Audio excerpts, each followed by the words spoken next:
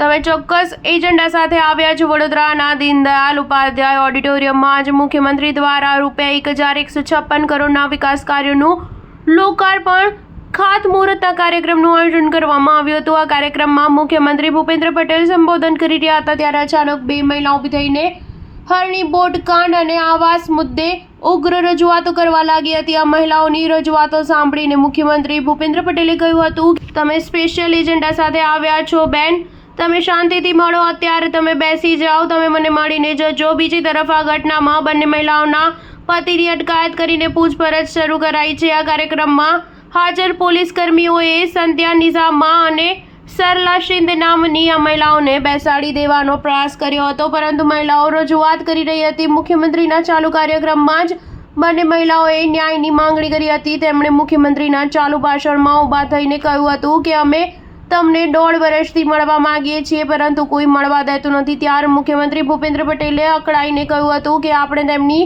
બાજુ ધ્યાન ન આપશો, તેઓ ચોક્કસ એજન્ડા સાથે આવ્યા છે, આપણે તેના પર ધ્યાન આપવાની જરૂર નથી। ત્યારબાદ કાર્યક્રમમાં હાજર લોકોએ ભારત માતા કી જયના નારા લગાવ્યા હતા। બીજી તરફ મુખ્યમંત્રી ભૂપેન્દ્ર પટેલનું ભાષણ પૂરું થતાં ફરી બંને મહિલાઓ ઊભી હતી।